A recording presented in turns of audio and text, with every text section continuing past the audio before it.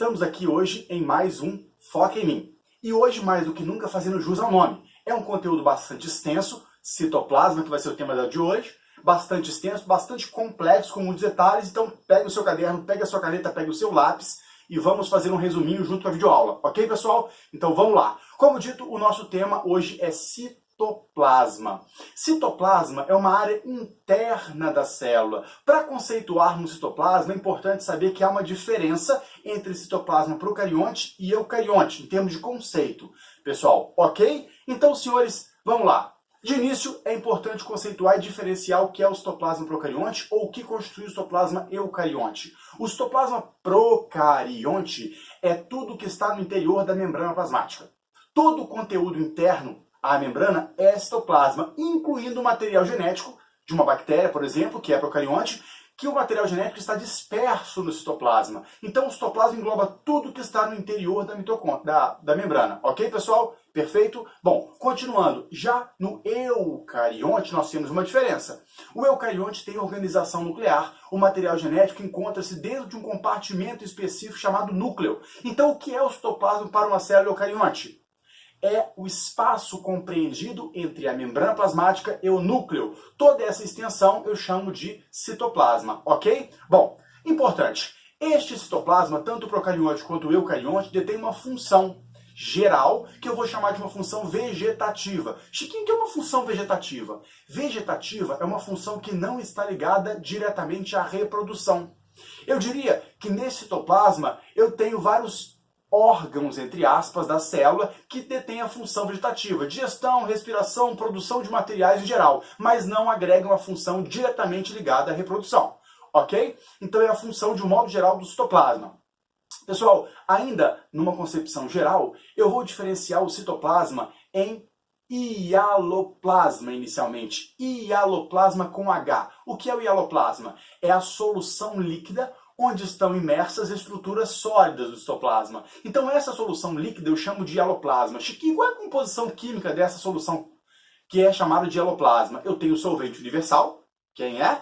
A água, perfeito. Eu tenho sais minerais, eu tenho carboidratos e proteínas. Essa mistura forma-se o hialoplasma, que é a solução líquida, perfeito? E nesta solução líquida eu tenho várias estruturas sólidas imersas, que muitas delas são chamadas de organelas ou organoides. Por que organelas ou organoides? Porque elas trabalham para a célula como se fossem órgãos em miniatura dentro da célula. Então as organelas ou organoides estão para a célula, assim como os nossos órgãos estão para o nosso corpo. Perfeito? Entendido? Compreendido? Então agora vamos aos detalhes. Pessoal, inicialmente eu gostaria de trabalhar com vocês, essas estruturas são chamadas de sustentação ou de movimento das células. Inicialmente, o chamado citoesqueleto. Como o próprio nome diz, é um esqueleto interno da célula. O citoesqueleto como um todo é formado por filamentos de proteínas, todo ele.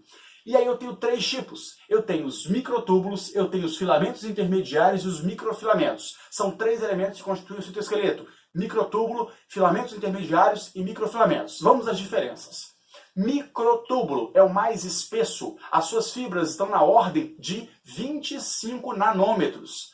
Composição química do microtúbulo são exclusivamente, são exclusivamente feitos por uma proteína chamada tubulina. Perfeito? Qual é a função dos microtúbulos, Chiquinho? A função é, primeiro, ajudar na reprodução celular a partir dos movimentos cromossômicos internos. Então, o que você deve guardar? Ajuda no processo de divisão celular. Mais uma função, ajuda a formar os centríolos, que são organelas que nós veremos à frente. Então, ajuda a formar os centríolos. Além disso, ajuda a formar também cílios e flagelos celulares. Perfeito? Isso é o microtúbulo. Próximo, filamentos intermediários. Como o próprio nome diz, intermediário tem espessura intermediária. Intermediária quanto, Chiquinho? Na ordem de 10 nanômetros. O anterior eu falei em composição química exclusiva. Este não é exclusiva, é predominante.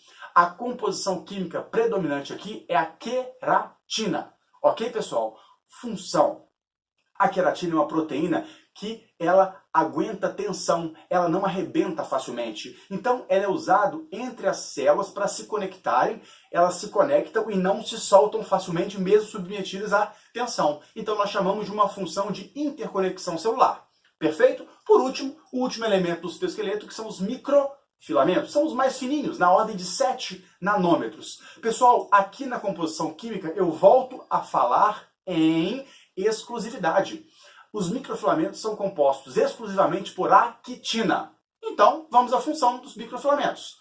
A actina é um tipo de proteína que em células musculares, junto com outro tipo de proteína chamada miosina, ela propõe os movimentos musculares. Então, actina, microfilamento, mais miosina, movimento muscular. Então, uma das funções dos microfilamentos é ajudar no movimento. Além disso, dentro de algumas células, como as intestinais, os microfilamentos ajudam a sustentar a célula internamente.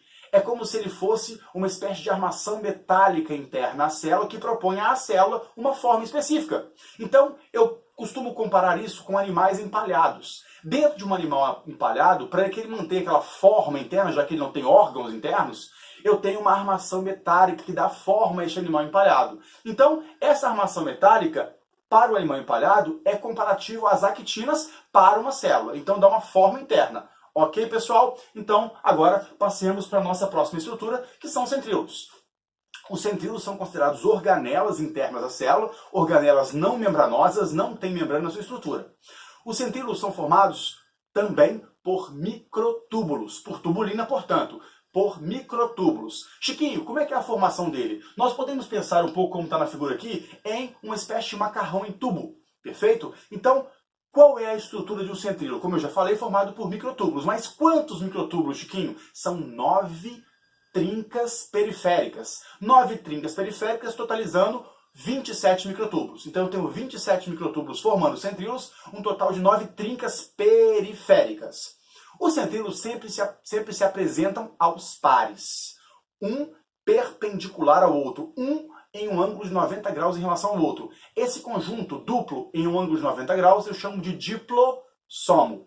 Perfeito, pessoal? Bom, os centríolos encontram numa área da célula chamada de centrossomo. O que é o centrossomo? É a área central da célula, o centro da célula. Perfeito, pessoal? Bom, qual a função dos centríolos? Os centríolos ajudam na divisão celular, na multiplicação celular, na ideia da função, dessa mesma função dos microtúbulos. Então, os centríolos ajudam na reprodução da célula, mas também chamam atenção na formação de cílios e flagelos, que está aqui. Perfeito? Então, os centríolos também ajudam a formar cílios e flagelos. Tudo bem, Chiquinho, você já falou 2 vezes em cílios e flagelos, mas o que são os cílios e flagelos? Quais são as funções dele?